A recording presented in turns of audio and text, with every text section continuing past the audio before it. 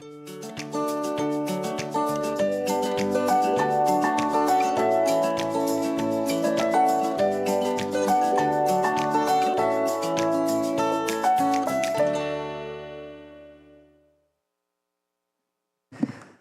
is the Athens Affordable Housing Commission. The Athens City Affordable Housing Commission is a commission of city government established to review best practices, investigate community affordable housing models, and identify needs and opportunities within Athens city limits to advance decent, safe, sustainable, affordable housing for all city residents. The commission is tasked with providing advice and guidance on measures and policies that influence access to and needs within the local housing market. Affordable housing, when we use that term, is not limited just to low-income housing. It includes senior housing, workforce housing, and all other types of rental and owner-occupied housing in the city. We have quorum today. I believe just about everyone's here. And then, did everyone receive, I think we had maybe less email issues this time. Did everyone receive the minutes from last meeting? Any proposed changes to those minutes? Okay. Do you need a motion to? Yeah, I motion that that we approve the minutes. Do we need a second on that? I'll second. Okay. Everyone in favor of, do we have to vote on that? Yes. Okay, Yeah. so, and everyone in favor of approving the minutes from last meeting? Aye. Aye. All right. So, moving on to city updates. Megan, do you have any city updates? The Welcome Home Ohio project is moving along. We're in the, I feel like I say kind of the same thing every month. I apologize, but we are in the final stages of purchasing the Red Cross property. We also have a draft site plan that we are reviewing and modifying as needed. Once it is finalized, we will schedule a community meeting with the neighborhood to talk about the project, and also if any prospective buyers are interested, we can get in contact with them there and meet with them later on to learn more about the program. So we're excited about that, but I don't have any more detailed updates specifically about that project. Yes, Sylvia? Could you let people know how to qualify to purchase one of these? Yes, so I guess I will say, we have had several people email me interested in the program, and I get them connected with our developer, Joe Recchi. He has all of the details on the qualifications. And so I think there are 2 people now who are officially pre-qualified. I don't know on the mortgage end of things, but they meet all of the qualifications for the program. So we do kind of have 2 potential purchasers already lined up, which is exciting.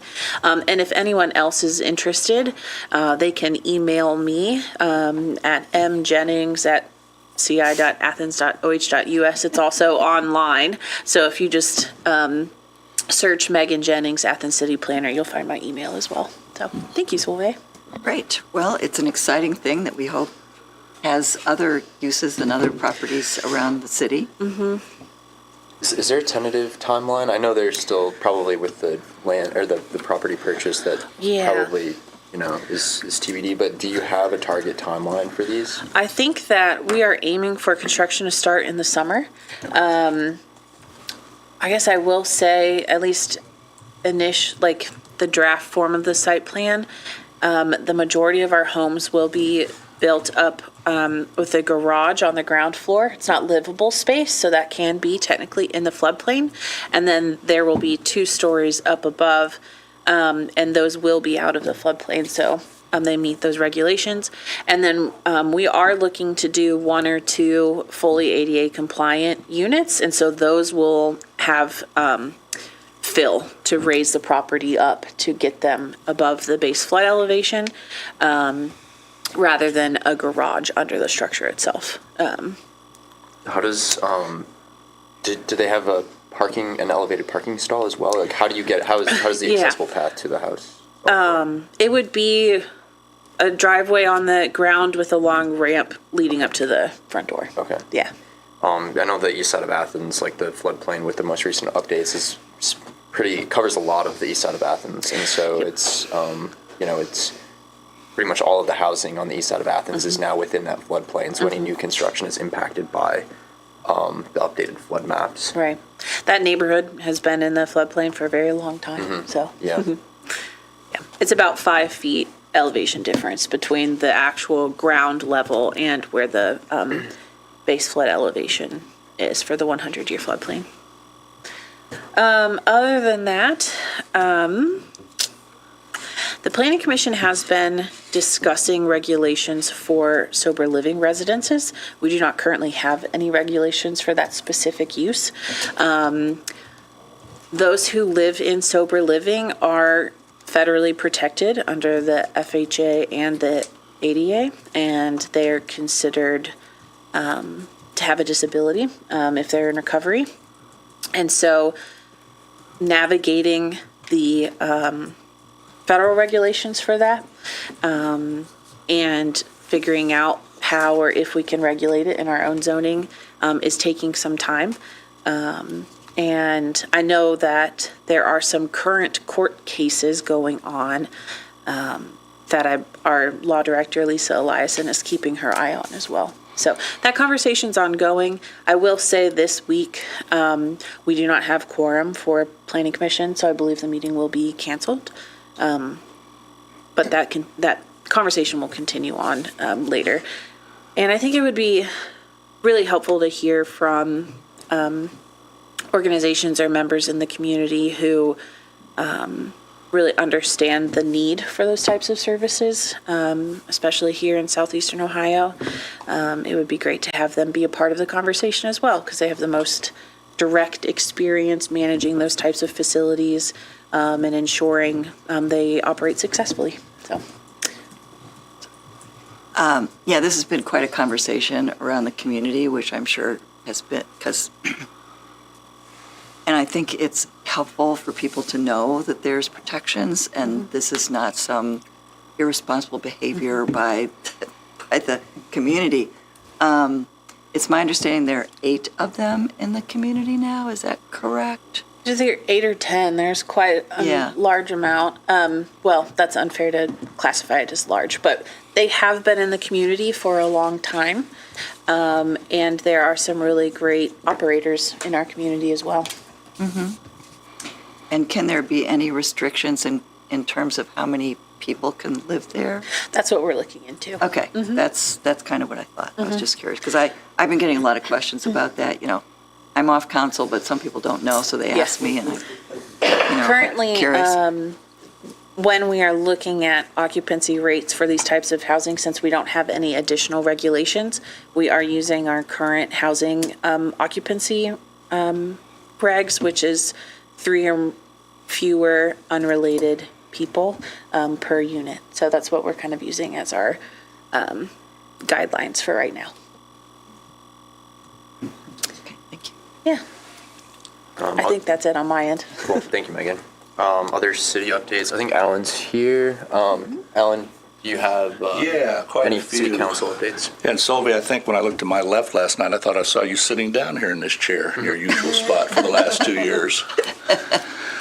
Picking up on Megan's conversation about the Home to Ohio program over on Hudson Avenue, next Monday at the City Council Planning and Development Committee, we will be discussing that.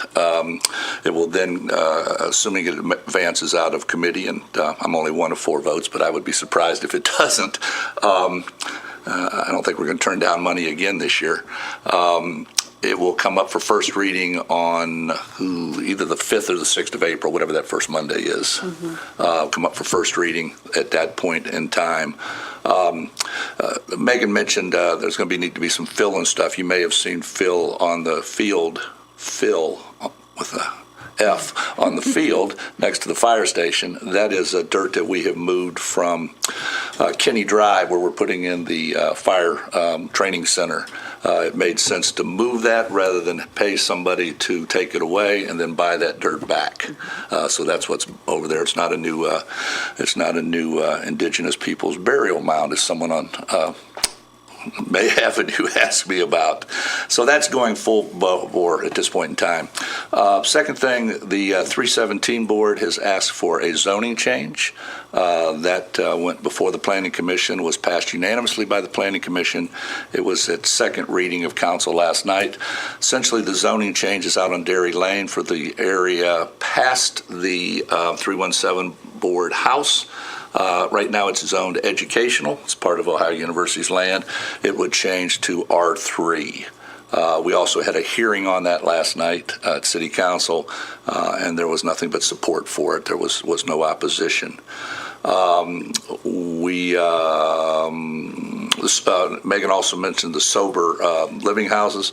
At the last Planning Commission meeting, Andy Stone asked that if there are members of the community that have questions, comments, or concerns about those, to direct those to David Riggs. So far, I've received a half a dozen of those from some very, very long-term residents of Athens, people going back who've lived here for 50, 60, sometimes their entire life. I've also talked with the 317 board, and they've talked with other agencies about citing these sites. Citing with a C, citing these sites in R1 neighborhoods, and that seems to be the hottest topic of conversation. Yes, there is no Planning Commission meeting this week. However, there is some discussion that perhaps we might want to step back on this and wait to see how House Bill 58 plays out. House Bill 58 is a bipartisan bill which has passed the House. It's sponsored by a representative out of the Portsmouth area, a registered Republican, and a gentleman who is a representative in Central Ohio, the Columbus area, who is a registered Democrat. So it's got bipartisan support, and it passed the House very easily and is now in the Senate. Who knows how quickly it'll move through that body. But what that House Bill 58 does, it puts in place quite a few guidelines, regulations, guardrails, and the like. And it may be prudent, and this will be up to the Planning Commission, to possibly delay any recommendations they have so that we don't end up with something in conflict with city law. Now, some people will cite the whole concept of home rule, but we go back to the plastic bag ban, and we know how much home rules worked with this particular legislature and judiciary. So those are the three big things before council right now. And again, the House bill, or the sober house thing, will not come to council until and if the Planning Commission makes a recommendation on that. And we had the shortest council meeting in the 5 years I've been on council last night. I noticed. I was stunned. 32 minutes, and that included 2 hearings. Thanks, Alan. Thanks, Shay. On the Board of Zoning Appeals, not too much. We had a couple cases last week. We've been receiving a few cases related to sign standards, sign variances, which is, I'm not sure if that's a trend or just, we have some turnover in some local businesses. This latest one was on East State Street. And then the other one is, kind of a recurring theme at the BZA, which was a short-term rental. This one was approved. It's a short-term rental on State Street that is adjacent to a local business, will be operated by a local business owner. So kind of a unique condition, whereas a lot of the short-term rental cases that we've seen come through the BZA have been more embedded in residential R1 neighborhoods. This one, I don't remember what the zoning is. I believe it's a B zoning, B1 zoning. So this was a little bit of a unique case for a short-term rental case.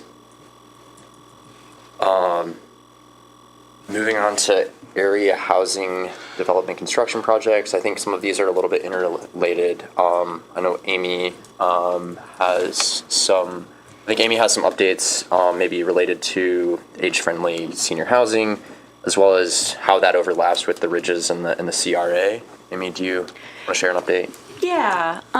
So housing is one of 5 goals in our age-friendly Athens County plan.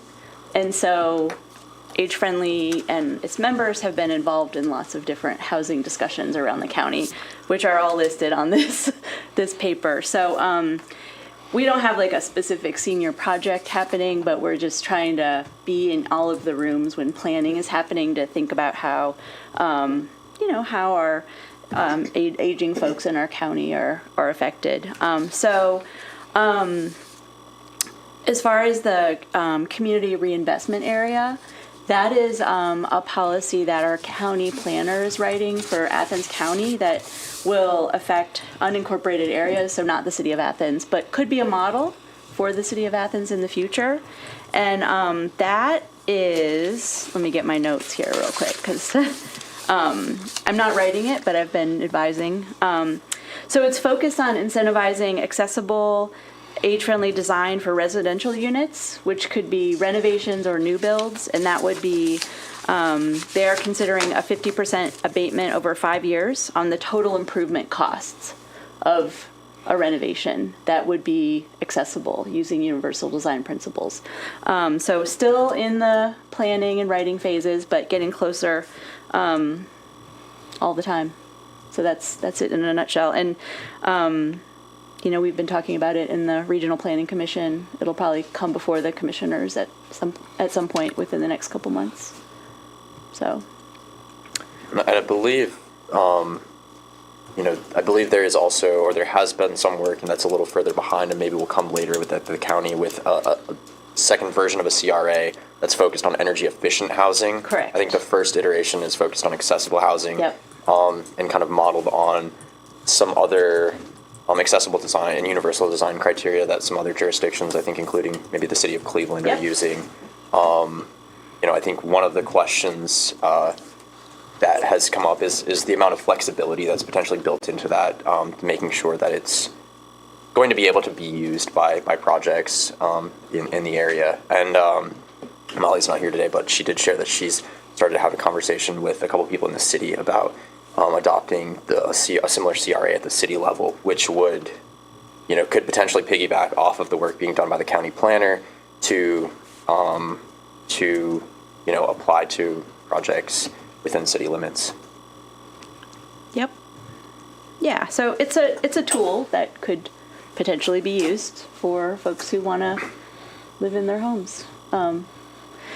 And then the other age-friendly or, just update that we have been talking about in this group for months is the ridges. And so there has been a convening of some age-friendly partners and planners to do a monthly meeting to kind of think about what kinds of things might be good as we approach planning at the ridges, and the developer has been part of those conversations.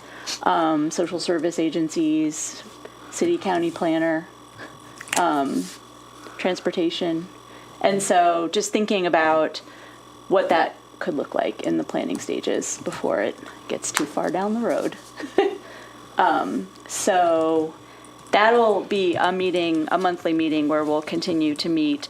I don't have an update on where the land transfer, there's a lot of legal stuff that we're really trying not to recreate the new community authority because they have a role.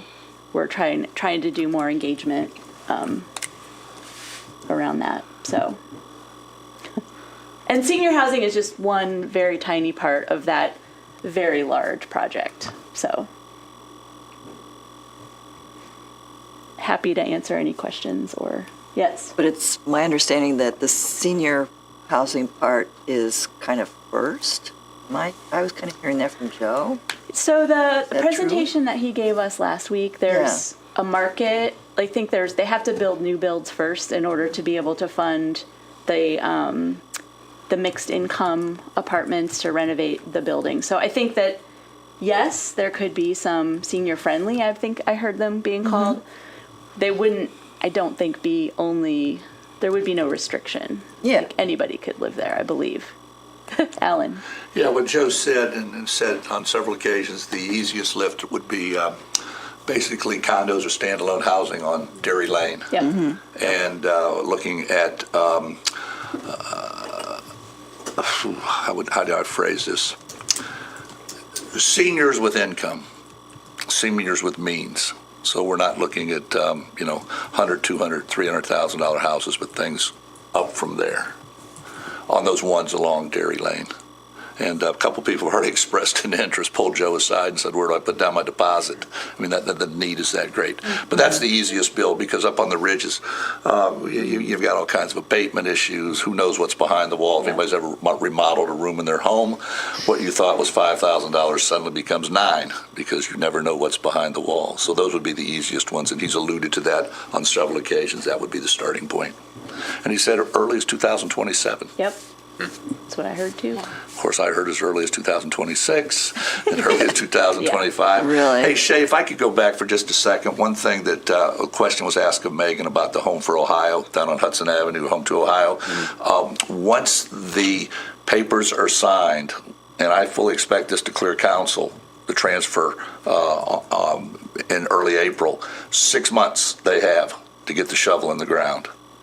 6 months, there's not to complete, but it's in the deal, 6 months to get the shovel in the ground once the last I is dotted and last T is crossed. Sorry, I missed that earlier on. Thank you. I think that's an important piece of context. So we are anticipating that approval will happen pretty soon, or that land deal will happen. Again, I'm one vote on council, Yeah. but I have yet to hear, and I think we're hearing the need, and we've heard the need for many, many years for entry-level housing.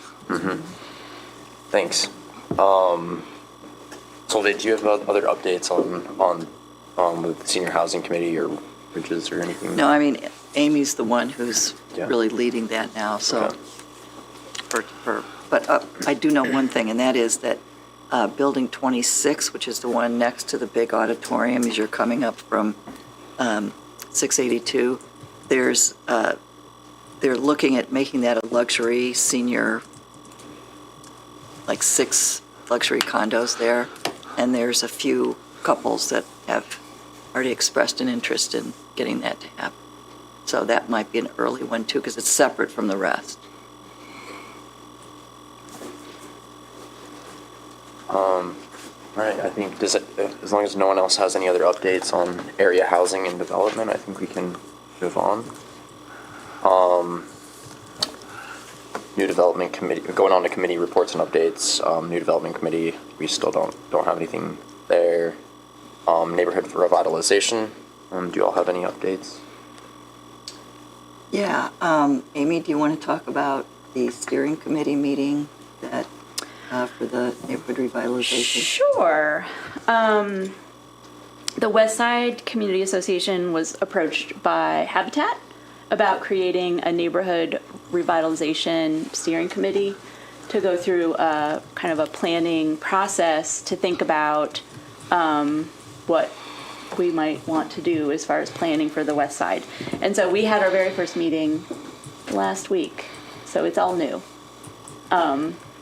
Habitat is facilitating that and kind of guiding some members. It's not the full West Side Community Association. There's 6 or 8 of us steering committee, but we'll be doing some community engagement, community outreach, some planning around that. We'll be meeting bi-monthly, twice a month. So happy to keep everybody updated on that. I don't know what it will look like yet. And it won't be only for housing. I think Habitat was very clear that anything could be on the table with this planning process, not necessarily housing. But I bet you we're going to talk about housing. Yeah, I think that there's kind of, it's part of, and I think I'd mentioned this before, it's a Habitat project that they've done in other parts of the country, and they decided to focus on the West Side for a variety of different reasons. It's like a 5-year kind of project to engage the community and to get them to come to some ideas about what could enhance the neighborhood. It could be a whole bunch of stuff. It could be a neighborhood garden. It could be, a new playground. It could, I'm just throwing out things that have happened in other places, but it could be a whole lot of different things, and they would help us with maybe getting some grants and, pulling together some options. So we're hoping that this could be a model maybe for other communities and other parts of the community possibly. Maybe not as big as this, perhaps, but I think it could be a really great model for neighborhood revitalization. So I apologize that we have not met as a committee because there's been so many things involved with community revitalization that we haven't. But I've tried to keep you all informed to a certain extent, and I'll talk more about that. Shay. I was just appointed this committee in January, and this is my second meeting, so I'm a little behind here. How do we, as a committee, how are we defining the word revitalization? What does that mean?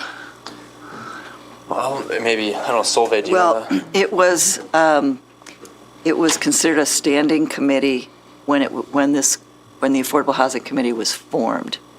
And I think that it's a very generic term of, how can we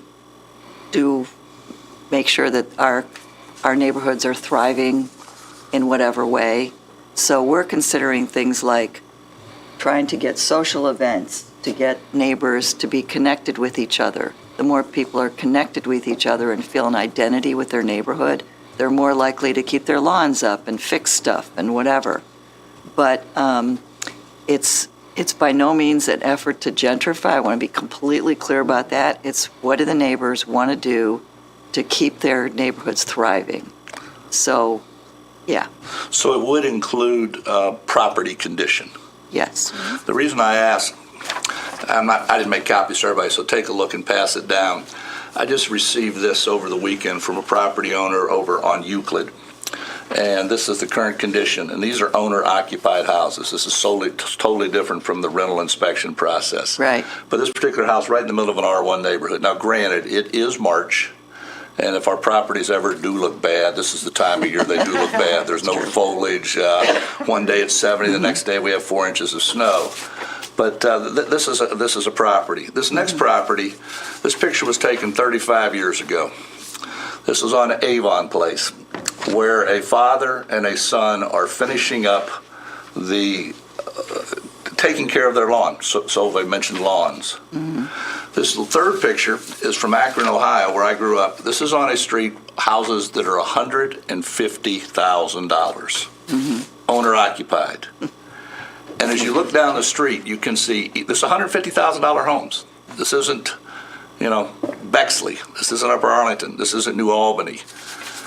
And look how everybody on the street takes care of their property. And I will give $1 to anybody who can tell me what that area between the sidewalk and the street is called. Tree lawn. There you Tree go. lawn. What a parking strip. Rob gets $1. Only place in America it's referred to as the Devil Strip. But my point is, I'm wondering with this revitalization, are we also focusing on how people keep their property? You've all heard the broken window syndrome. Mm-hmm. You drive down the street, there's an old school, somebody broke a window. It was real easy for somebody to take a rock and break another window and another window. You saw it, and It's a Wonderful Life when they threw rocks through that old dilapidated house that they eventually moved into. So are we also talking about property condition? Because Athens isn't looking real good right now in a lot of places, and I'm not talking about any specific part of town. I would say citywide. Well, I mean, I do think in some cases those are code enforcement questions, and I think sometimes those do come up, kind of as part of our discussions. Now, I believe we now have a new code enforcement director, and I think, it could be good to have a conversation, maybe have the new code enforcement director, speak with the Affordable Housing Commission, because I think there are a number of interrelated issues with code enforcement, permitting processes that have been conversations by the Affordable Housing Commission that maybe, I think it would be helpful to have that conversation, because I think, as I'm sure the Affordable Housing Commission, within our scope, we are an advisory committee, so Right. we're not really, we have very strict limits to kind of what we can do. We're mostly, kind of advocating for issues, but I do think, there are a number of code enforcement related questions and issues that probably would be good to discuss with the new code enforcement director. Well, this is a very representative body, and as chair of the Planning and Development Committee of Council, I truly value what comes out of this committee. And sometimes a single council member or even two council members or one person in the community shares something, and they may hear it 2 or 3 or 4 times. But when it comes from a committee with a good representative sample of Athens citizens such as this one, I think it carries a little bit more weight. So I'm a big proponent of pride in one's property, pride in one's neighborhood, and pride in one's city. And I think it starts with the individual homeowner or property owner taking care of their property. So any guidance you can give from that perspective would be greatly appreciated. And I'll do my best to relay this to other members of the Planning and Development Committee of City Council and perhaps the whole council if it's deemed appropriate. Yeah, we have discussed that at various points, and there's other communities that have like angel programs where the community, different neighborhoods come together and they all decide that they're going to volunteer to, rake somebody's leaves and, Reiki for those people who they kind of share responsibilities. So those people who maybe are unable to take care of mowing their lawn or shoveling their driveway or those, basic maintenance stuff that you can volunteer to be that helper, and maybe in exchange hem somebody's pants, whatever. But there are those kinds of examples. I know a friend of mine in Pittsburgh, they have that kind of program, and it can be a really nice coming together of folks. Mm-hmm. People care about each other, and you can have potlucks and all that kind of stuff, and find out who's doing what, and that really does, like I said earlier, encourage people to feel close to their neighbors and therefore want to feel some pride in taking care of each other. So I think those are conversations that we can have. And I don't know, with all the work that Megan is doing with the comprehensive plan, those kind of conversations might find their way into that too. So there are thoughts about that and how we can do that. And I'd love to see some kind of way of getting us out there to encourage those kinds of programs.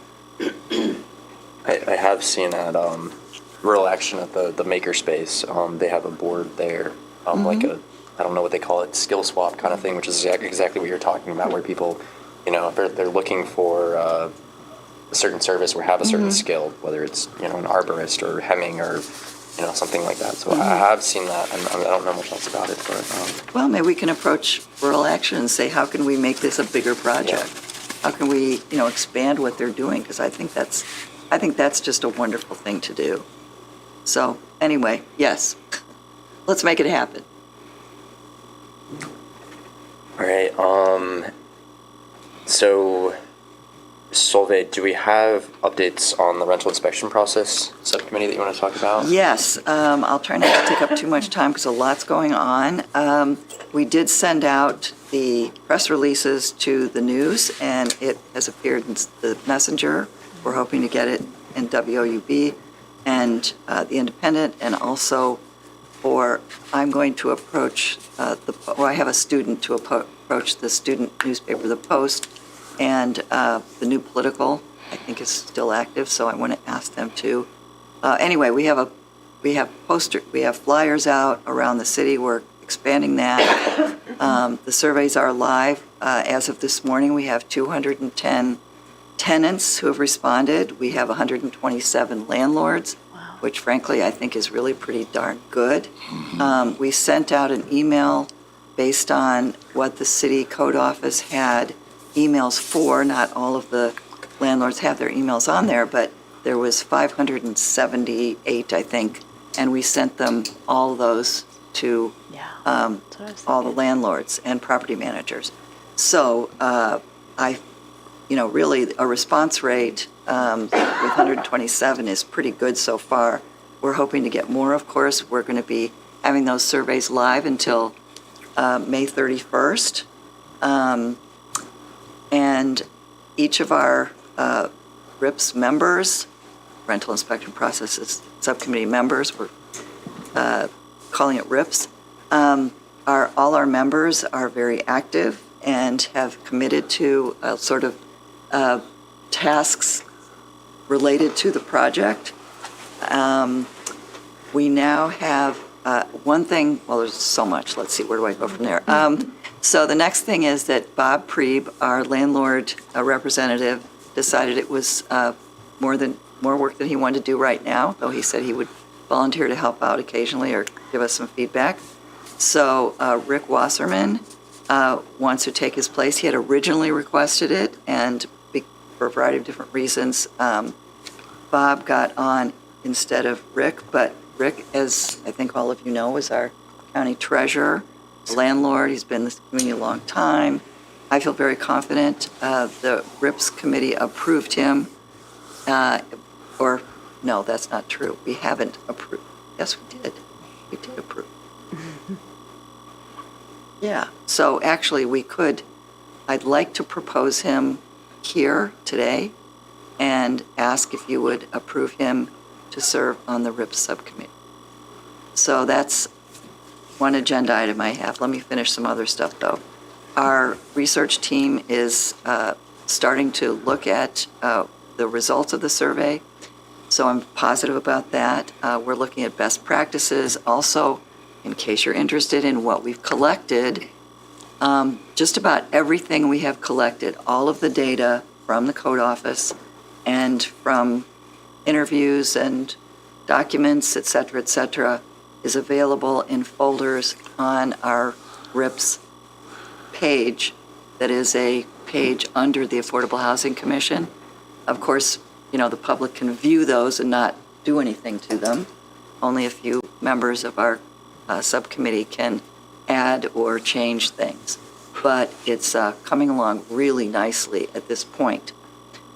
The other thing is that I'll be meeting me and Jim Kaufman, who is the director of real estate for Ohio University. We are going to meet with our new director who started last week, Tom Pyle, who was the police chief and is coming out of retirement to take over the code office. So we're going to talk about their role going forward, et cetera, get them up to date on what's happening. So I'm very excited that he is on board and ready to go. David Riggs is going to continue. I'm not sure for how long. I didn't get that. But he's handling flood issues, as I know you know, Jay, as a quarter time until someone else has learned how to do that and he can fully retire. But that's a wonderful new step. I think Tom Pyle would do a great job at this. So it's official. You can tell everybody now. Let's see. I think that's all that I need to share right now.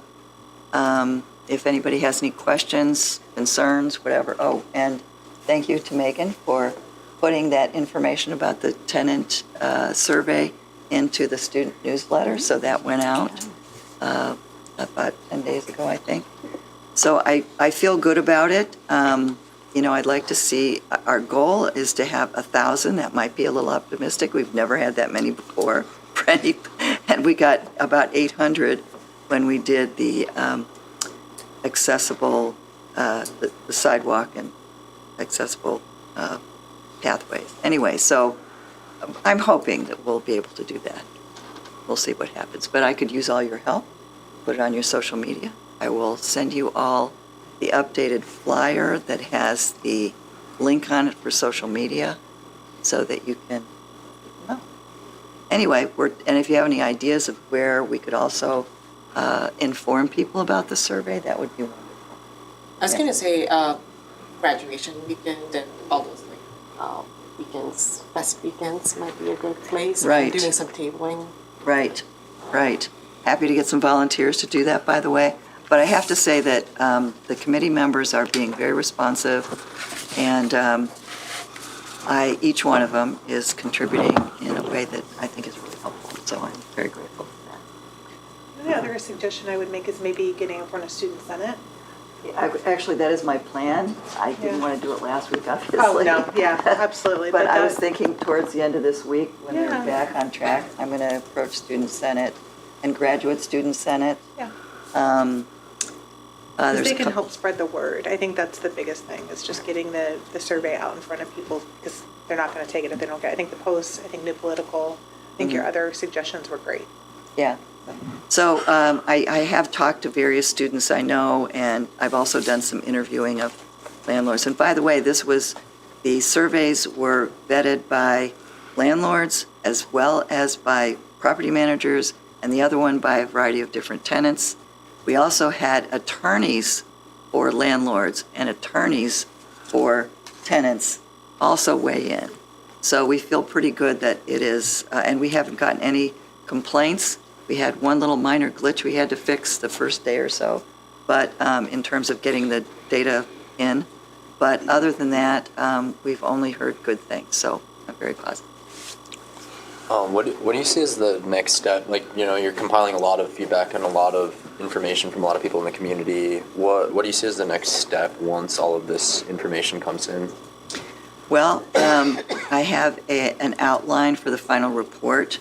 I have like project steps, and at this point, we're looking at best practices. We're looking to meet with the folks in the code office to find out, how they do things, what suggestions they have, concerns, whatever. We'd like to make this as collaborative as possible. This is to make their job easier and as part of this process. So we really want to get them engaged in some of the details. We know some, but, their feedback is really, and their input is really important. And we would really appreciate that. So we're also looking at how other communities are doing this, and we have some other possibly model communities. There's a chance that we could work with the landlords to create a landlord network, maybe not OU, but separately.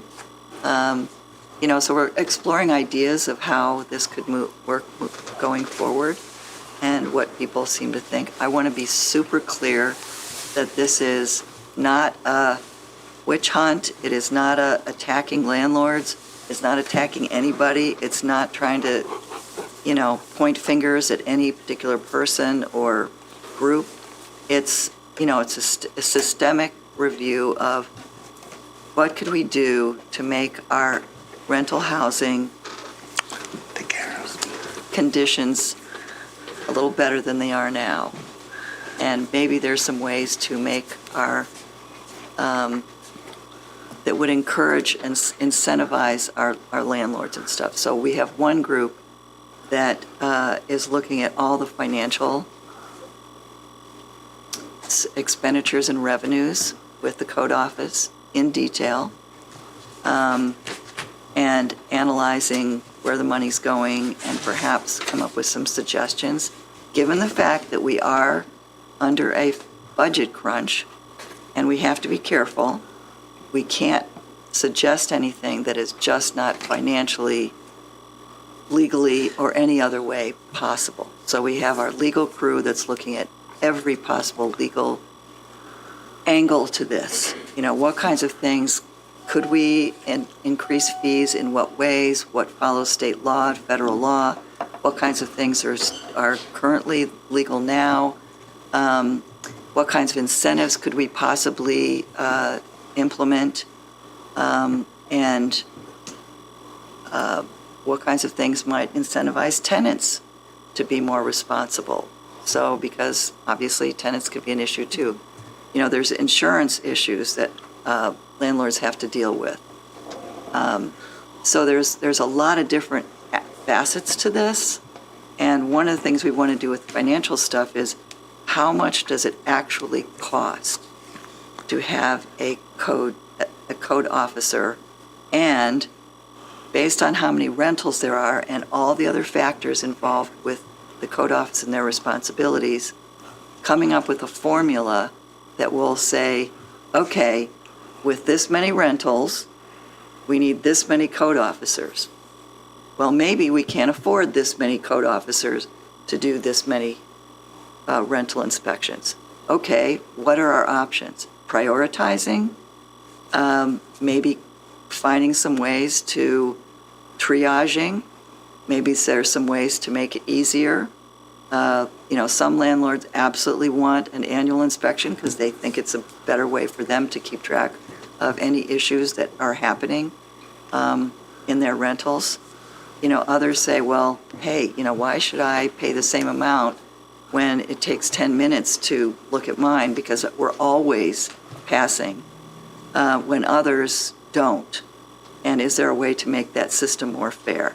So there's a whole lot of thoughts that people have about this, and I think after looking at all that, we can make some recommendations. This is a very comprehensive view that I think will be, the other piece of this is because we have a new code director coming in, it's the perfect time to do any kind of analysis like this, because then the new code officer can say, or director can say, the style I want to use is this. This is how I want to prioritize. Here's some systems that I think are important that may be different from what it was in the past, that just suits, what he thinks is the best way to handle things. And providing him with this kind of information can inform his decision-making. So it's a good time to do this kind of thing, really. So after all that rambling stuff, any comments, concerns, thoughts? Well, I think just on the note of, permitting and code enforcement and inspections, we have some unique challenges with local approvals, not just for rental inspections, but, especially when you get into like multifamily projects or commercial projects, we don't have anyone locally here reviewing projects. So for instance, commercial project or a multifamily project, which I believe is any kind of apartment building over, I want to say 4 units, I believe is what would be deferred then to the state for permitting. However, so the state has, so we have, the city has jurisdiction when you're within city limits of zoning review, as well as rental inspections. The state for commercial projects or residential projects over 4 units has jurisdiction over building permits. And then actually, I just found this out recently, Washington County has jurisdiction over plumbing permits. So we have this very strange setup where, you're having to go to multiple jurisdictions to get these kinds of approvals. And that does also mean that those fees are going to, these other jurisdictions. I think I have heard, working in the design and construction industry here locally, I have heard, a desire from people in the industry to have a local, to have more of that inspection happening locally, because it can really be an asset to have those resources, or at least more of those resources be available locally. It is kind of a disadvantage, to have those resources be, kind of so spread out and outside of our own community. Right, and, I'm sure Megan can speak to this, but it's been long an interest to have building inspection here locally. I've heard, Andy Stone and the mayor talk about this several times. But, we don't have the revenue to do that right now. But as you said, it could be a revenue generator from the surrounding communities. So that could be taken into consideration. But I do have to say that it's outside the scope of what this project is about. On the other hand, if we can find some ways to cut some costs, maybe.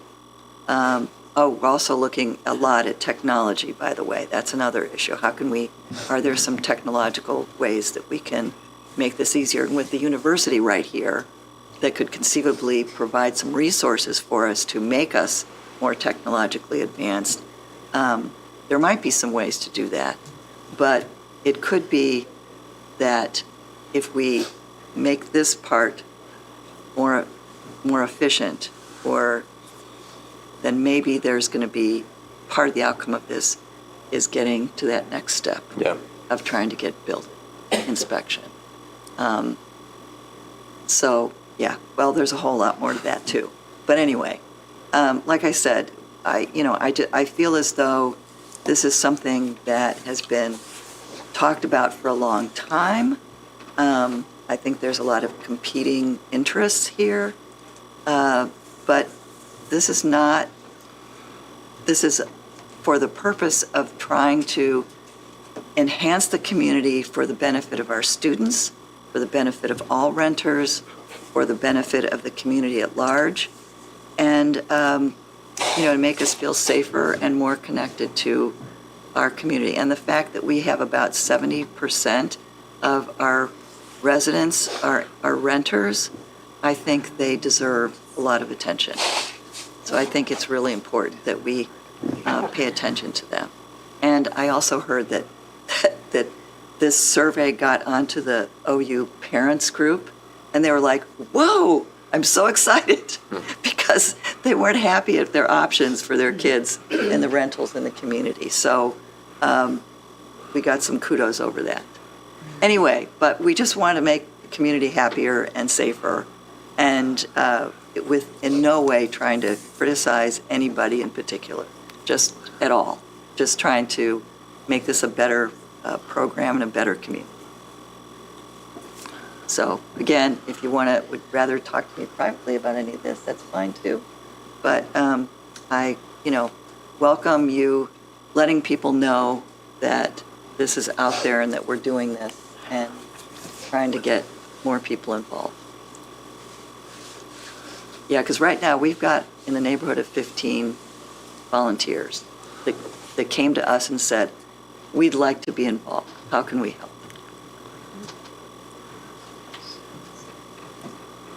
Do we, do you want to make a motion to?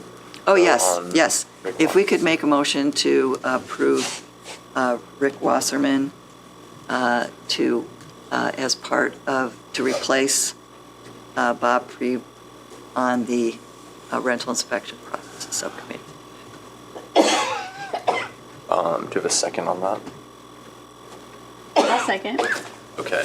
Everyone all in favor of approving Rick Wasserman to replace Bob Prieb on the rental inspections processes subcommittee?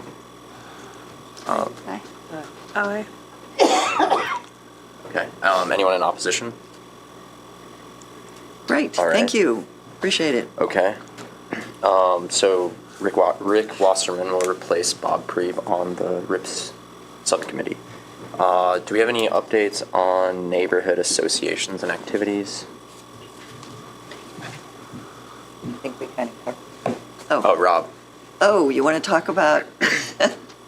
Yes. I'm Rob Delich. I live at 124 Morris Avenue here in the city. The president of the Athens Porch Fest board. So this is really the big, I think, neighborhood event of the year. Near East Side neighborhood the last 2 years, now the third year for Porch Fest event. We're expanding that into the West Side and Uptown this year. So there's going to be two neighborhoods hosting Porch Fest. The West Side neighborhood on Saturday, May 16th from noon to 6. It's going to be similar scale to what we did the first year with the Near East Side neighborhood, about 23 performances. There's going to be 5 businesses involved. Should be a real fun event. The Crafty Art Bus will be there. There'll be food trucks, 15 porches hosting music, so it should be a good time. The Cider House, Distillery, and other Sumacs involved too, for example. And then on Saturday evening, it's an Uptown event, so not focused on neighborhoods, but it's going to be a Dora kickoff, Porch Fest on the Bricks, with busking going on. In fact, there's a rumor that Jorma Kokkonen is going to be busking. So, any rate. On Sunday, it'll be Near East Side neighborhood like in the last couple of years, a little bigger this year, even though we were trying to keep it manageable. We have a total between the 3 events over 100 performances. So it's probably the largest music festival in the history of Southeast Ohio as far as number of performances. It's crazy. So Sunday is starting at 11 and going till about 9:30 with the kickoffs at the Village Bakery and Kaiser's Barbecue and the finale at Jackie O's Tap Room like in the past years. So, and this is really about building community and getting people together and showcasing live music, local live music, and supporting our local businesses. So. Thanks. So there's posters already going up around town just today, finally with a full poster about the event. So looks like that. So Thank you, Rob. Thank you. Thanks, Rob. Yeah, Porch Fest really has been an amazing event. So thanks for all your work on, building that, because it's really been impressive. And I think it builds neighborhood, excitement and neighborliness and all that kind of stuff, which is part of what we're trying to accomplish here. And that's wonderful. So how are you going to market this thing? we have a grant submission to the Visitors Bureau to help us market beyond the county, which is what we've been focused on. County and a little bit beyond that, but not, the adjacent counties, basically.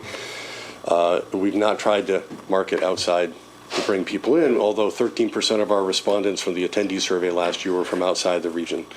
So we're working on bringing in more people from further out to make this a draw. And I think this year's expansion is a good way to do that. I'm meeting tomorrow with the Visitors Bureau staff too. So Great. All right. Do we have anything from the Communication and Education Committee? Nope. Okay. All right. Well, for the good of the order, does anyone have anything? Yeah, as of a minute ago, the Planning Commission meeting was officially canceled for tomorrow. I was just gonna ask, is there any progress on the Happy Gap Columbus one? Yes, good question. No. So the bottom line is, I just talked to one of the leaders the other day, ran into her at Village Bakery. Anyway, and she said that they really are trying to get the right contractor, and yeah, they're hoping nothing new, unfortunately, but hopefully it'll get resolved here soon.